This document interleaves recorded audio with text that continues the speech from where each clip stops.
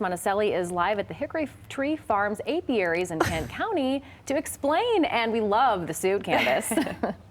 Hey, thanks. We had to put it on, really play the part this morning, even though it's not truly needed at the moment. But I had to get in the full beekeeper suit to show it off. So we are at Hickory Tree Farm apiaries. Nick has been telling us all about it. And Nick, the bees are kind of in their dormant winter season, but we're waking them up for spring. Absolutely. Yeah, they spend most of the winter in a huddle here in a cluster, and they vibrate to generate heat and keep themselves warm and alive throughout the winter.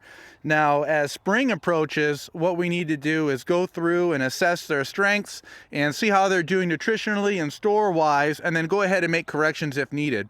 One of the things I like to do, though, is to give them a real boost in the spring. So I give them what's called a pollen patty. Okay. And I've been trying to be really brave with like the bees. They're right there, guys. They're right there. But these are things we'll learn in our Beekeeper 101 class tonight. And you have several throughout the summer. And what is this we're about to feed them? So here's our winter cluster right here. They're underneath this dry sugar, which will absorb their moisture and provide them with a emergency food source. And what we have here is our pollen patty, which is a dry feed that we mix with dry sugar. I'm just going to score it real quick so they can find it easily.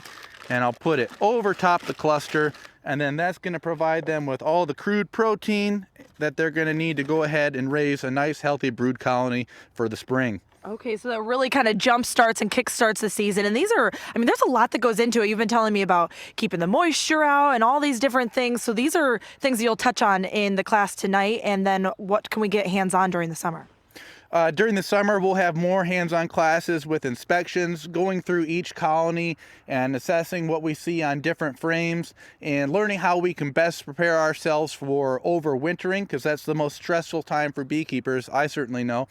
And really just get the peace of mind knowing that you're figuring out how to manage these colonies in Michigan to deal with our winters and our climate. Yeah, and this is the difference between beekeeper and non-beekeeper. I'm in my suit in the middle of the winter.